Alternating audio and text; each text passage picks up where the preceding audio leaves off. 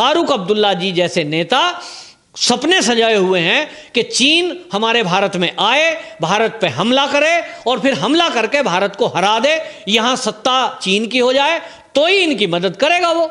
ये सपना देख रहे हैं कि फारूक अब्दुल्ला जी के चीन की सत्ता भारत में हो जाएगी तो धारा 370 दोबारा मैनेज हो जाएगी। ये कह रहे हैं कि चीन की मदद से हम दोबारा लागू करेंगे। तो फारूक अब्दुल्ला जी जो आपके भाई बंधु बिरादरीवाद बैठे हैं ना चीन में, जरा उनसे पूछ लो कि वो जो उइगर मुसलमान हैं उनकी वहां क्या हालत है। महिलाओं की जबरदस्ती नसबंदियां की जा रही हैं, पुरुषों को जबरदस्ती नपुंसक बनाने की गोलियां खिलाई जाती हैं, नमाज नहीं पढ़ सकते वहां खुलेआम, गोल टोपी सर पे खुदा का हाथ है उसको लेके नहीं घूम सकते मार्केट में, ना कुरान लेकर आप खुलेआम कहीं जा सकते हैं। ये सब बंदिशें, वहां बुरा हाल है। आप अगर ये मंशा पाले हुए हैं, आपकी इच्छा है, तो पूरा मुस्लिम समाज सुन ले और जान ले कि ये जो हाल चीन में हो रहा है मुसलमानों का, इनकी इच्छा है कि वो भारत के मुसलमानों का भी हो जाए। नमस्कार, स्वागत है आपका हमारे चैनल पे। हम बात करते हैं नेशनल कॉन्फ्रेंस के अध्यक्ष, जो कि कई बार जम्मू कश्मीर के मुख्यमंत्री रहे हैं, सांसद हैं, लेकिन ये इस तरह से देश हित में इस तरह से इनकी सोच है कि ये ऐसे ऐसे विवादित बयान दे देते हैं कि जिसमें कि ये हमारे जो दुश्मन देश हैं उनको जो है सपोर्ट मिल जाता है। आज इन्होंने जो है चीन को खुश करने के लिए ये बोला कि चीन की मदद से हम भारत में जो 370 जो धारा हटाई गई है उसको हम बहाल करेंगे। हमारे साथ जुड़ रहे हैं राजनीति के जानकार श्री पवन त्यागी जी। सर, आपका बहुत बहुत स्वागत है हमारे चैनल पे। सर, किस ओर देखते हैं आप? फारूक अब्दुल्ला इस तरह से बयानबाजी करते हैं जैसे कि पाकिस्तान के फेवर में और चीन के फेवर में, वो ये नहीं, ऐसा नहीं लगता है कि वो इतने बड़े महत्वपूर्ण पद पर रहे हों, किसी राज्य के मुख्यमंत्री रहे हों और इतने बड़े वृद्ध नेता रहे हैं, लेकिन वो ऐसे छोटे बड़े नेताओं की तरह बात करते हैं और एक गैर जिम्मेदाराना बात करते हैं जिसमें कि हमारी अखंडता के लिए जो है प्रश्न चिन्ह उठ जाता है, भारत की, हमारे देश की अखंडता है। तो किस ओर लेते हैं आप? देखिए, ये फारूक अब्दुल्ला ने कोई अनजाने में ऐसा बयान नहीं दिया, वो कोई छोटे बच्चे नहीं है। और जैसा आपने बताया कि राजनीति में भी कोई नए नहीं है, मुख्यमंत्री रहे हैं और कितने ही साल से वो सांसद हैं, बहुत पुराने नेता हैं। ये बयान असल में उन्होंने इसलिए दिया है सोच समझकर कि इस समय जब आप देखिए कंडीशन क्या है कि हमारी सेना चीन के बॉर्डर पर आमने सामने है। चीन ने हमारे लद्दाख एरिए में घुसपैठ की, हमने उन्हें पीछे खदेड़ा, पीछे खदेड़ने के बजाय LAC पर वो खड़ा हुआ है और पीछे हटने के बजाय कब्जाने की नीयत से उसने वहाँ स्ट्रक्चर खड़े करने शुरू किए, टैंक ले आया, अपनी सेना की नफरी बढ़ा दी और इतनी बढ़ा दी कि 50,000 सैनिक तक वहाँ ला के बिठा दिए। 50,000 सैनिक संख्या थोड़ी नहीं होती। क्यों ले आया वो? क्या वो केवल वहाँ निगरानी के लिए लाया उनको? नहीं जाए। उसके मन में ये पक्का है चीन के कि किसी तरह तुम वहाँ दबाव बनाकर और भारत की सीमा में घुस जाओ और उसके क्षेत्र को कब्जा लो। वो तो हमारी भारतीय सेना जाबाज है, जिसने वहाँ फिंगर 4 की, फिंगर 5 की जितनी भी चोटियाँ हैं ये सारी की सारी वापस ले ली और जो महत्वपूर्ण चोटियाँ हैं वहाँ पेंगोंग झील के आसपास का क्षेत्र पूरा इस समय भारतीय सेना के कब्जे में है, क्योंकि भारत की सेना ने भी ये रणनीति बनाई कि चीन जैसी चाल चलेगा हम उसको वैसा ही जवाब देंगे। तो चीन ने अगर 50,000 सैनिक खड़े किए तो भारत ने भी 50,000 सैनिक खड़े कर दिए। चीन अगर टैंक ले आया तो हम भी बढ़िया सा टैंक वहाँ ले जाके खड़े कर दिए। चीन ने फाइटर प्लेन खड़े किए तो हम भी फाइटर प्लेन ले जाके हमने वहाँ खड़े कर दिए। और चीन जो कि पहले से ही वहाँ सड़कें बना रहा था, जब कांग्रेस की सरकार केंद्र में थी तो कांग्रेस की सरकारों ने तो स्ट्रक्चर बनाने से वहां मना कर दिया। कांग्रेस के रक्षा मंत्री सदन में खड़े होकर बयान देते हैं कि हमारी नीति है कि देश को सुरक्षित रखना है तो बॉर्डर एरिया में सड़कें मत बनाओ, ताकि वहां जो है आप सेना को वहां नहीं पहुंच पाए, सड़कों का इस्तेमाल नहीं कर पाए। मतलब किस तरह की सोच है। जो कांग्रेस 70 साल शासन करा जिसने, उसने बॉर्डर एरिया में निगरानी के लिए सैनिकों को जो जाने की जरूरत थी वहां सड़कें भी नहीं बनाई।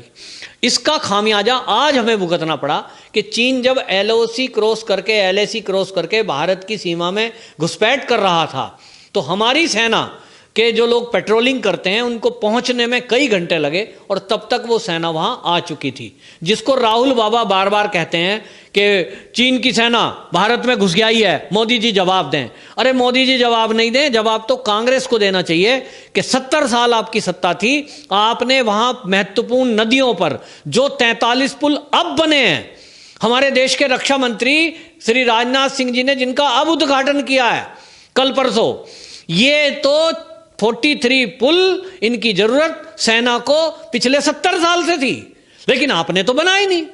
जो सड़कें अब बनी हैं मोदी सरकार के टाइम में, ये रातों रात बीआरओ ने काम किया है। जो सड़कें हमारे सैनिकों को LAC तक पहुंचाने के लिए जो गाड़ियों में बैठकर चीन के सैनिक आ जाते थे, हमारे पैदल लोग वहां जाते थे, 8 किलोमीटर पहाड़ी क्षेत्र में चलना, आप समझते हैं कितनी दुर्गम पहाड़ियां हैं वहां, तो घंटों लगेगा। और ये राहुल गांधी जवाब मांग रहे हैं मोदी जी से, जो दिन रात सीमा की चौकसी में हमारे सेना को मजबूत करने में हर तरह से लगे हुए हैं।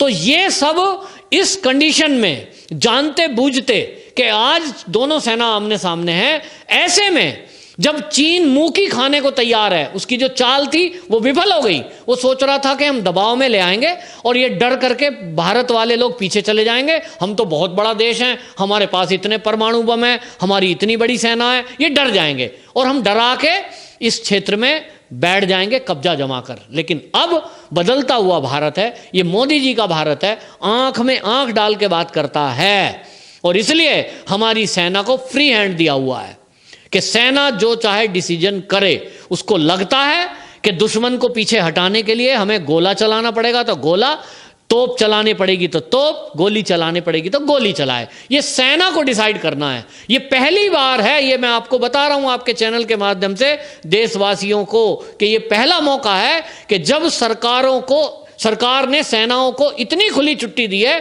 कि वो मौके पर जैसा वहां कमांडर सोचते हैं, जैसा CDS समझते हैं, वैसा एक्शन ले सकते हैं। CDS का पोस्ट पहली बार बना 70 साल में, मोदी जी ने बनाया और CDS के अंडर में वो तीनों सेनाएं काम कर रही हैं। इतना ही नहीं तो 1000 करोड़ रुपए का इमरजेंसी फंड सेनाओं को दिया है कि जब जरूरत पड़े आप इससे सामान खरीद सकते हो, किसी मंत्रालय की किसी की परमिशन की जरूरत नहीं है।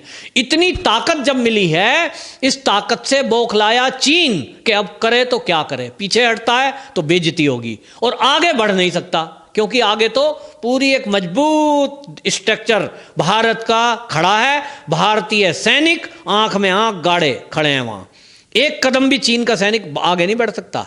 तो क्या करे, बेइज्जती है। और इस बेइज्जती को वो भुलाने के लिए या कोई बीच का रास्ता निकालने के लिए भारत में बैठे हुए अपने एजेंडों के थ्रू बात करता है। कौन कौन एजेंट हैं? जो ये बोल रहे हैं। आज पता लग रहा है, अभी तक तो हम सोच रहे थे कि कांग्रेस ही है केवल, क्योंकि राहुल गांधी, सोनिया गांधी, प्रियंका गांधी ये गए थे चीन में, समझौता करके आए। तो राहुल गांधी हमेशा चीन की भाषा बोलता है, पाकिस्तान की भाषा बोलता है, और इसलिए हमेशा सर्जिकल स्ट्राइक पे सवाल उठाएगा तो वो कांग्रेस ही उठाएगा। राहुल गांधी चीन की बात करेगा कि चीन की सेना अंदर घुस आई है, बताओ राफेल की कीमत क्या है। ये सारे मुद्दे हम सब जानते हैं, ये कांग्रेस करती है। लेकिन अब इसमें ये नया नाम जुड़ गया है, फारूक अब्दुल्ला। ये नया तो नहीं है, जैसा आपने बताया कि उन्होंने एक समय POK के बारे में भी बोला था कि वो तो पाकिस्तान का है। तो ये 2017 की घटना है। ये फारूक अब्दुल्ला पाकिस्तान को ये दिखाना चाहते हैं कि मैं तुम्हारा हितैषी यहां बैठा हूं। ये कांग्रेसी भी ये दिखाना चाहते हैं पाकिस्तान को भी और चीन को भी कि हम हैं तुम्हारे यहां एजेंट, चिंता ना करो, जो तुम चाहोगे वो हम करेंगे। तो राहुल गांधी भी इसी सवाल को उठाते हैं कि भारत की सेना आगे बढ़ी हुई है, सरकार बात करे। सरकार क्यों बात करे भाई? जिसको गर्ज होगी वो बात करेगा। यही सेम भाषा अब फारूक अब्दुल्ला बोल रहे हैं। वो क्या कह रहे हैं? कह रहे जी सेना से बात चल रही है, इससे कुछ होना जाना नहीं है, बॉर्डर पे तनाव है, तो इस तनाव को कम करने के लिए सरकार को आगे आना चाहिए। क्यों? सरकार से आप क्या बात करवाना चाहते हो? सरकार से आप ये कहलवाना चाहते हो क्या कि जी हम हाथ जोड़ते हैं, कृपया करके पीछे हट जाइए? ये कहलवाना चाहते हो क्या? ये मोदी जी नहीं करेंगे। अब ये मोदी जी हैं सरकार में, ये मोदी सरकार है, ये किसी के आगे रिक्वेस्ट नहीं करेगी, आंख में आंख डाल के बात करती है और ये हर भाषा में जवाब देने को तैयार है। मोदी जी ने स्पष्ट संदेश कई मौकों पर, और हमारे रक्षा मंत्री ने साफ साफ चीन और पाकिस्तान को दिया है कि हम ना दबेंगे ना झुकेंगे ना पीछे हटेंगे। तो फारूक अब्दुल्ला जी और उन्हीं के भाई बिरादरी कांग्रेसी राहुल गांधी या सोनिया गांधी हो, आप समझ लो कि आप बीच में बिचौलिए मत बनो। आप चीन की भाषा मत बोलो। चीन जो कह रहा है ना, आप चीन का फायदा करने के लिए चीन की भाषा क्यों बोल रहे हो? आप देखिए, जैसे ही 2017 में फारूक अब्दुल्ला ने ये बात की पीओके के बारे में कि पीओके पाकिस्तान का ही अंग है, उसको उन्होंने यूएन में उठा दिया। ये राहुल गांधी जब बोले तो राहुल गांधी ने जैसे ही सर्जिकल स्ट्राइक पे सवाल उठाया, जैसे ही इन्होंने कोई मुद्दा पीओके का उठाया और फेवर की बात की, उन्होंने यूएन में उठा दिया। तो ये तो पाकिस्तान के और चीन के इशारे पर चलने वाले एजेंट हैं। इनका खुलासा हो चुका है, देश की जनता समझती है, देश की जनता में खूब गुस्सा है। लेकिन अब सरकार को तय करना है कि ऐसे गद्दार जो विदेशी दुश्मन की भाषा बोलते हों उनके खिलाफ क्या एक्शन लेना चाहिए।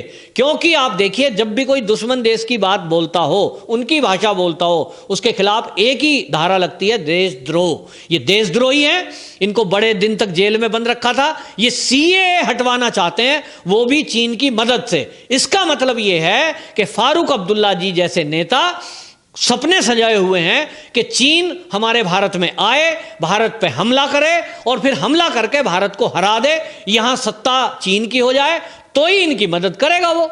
ये सपना देख रहे हैं कि फारूक अब्दुल्ला जी के चीन की सत्ता भारत में हो जाएगी तो धारा 370 दोबारा मैनेज हो जाएगी। ये कह रहे हैं कि चीन की मदद से हम दोबारा लागू करेंगे।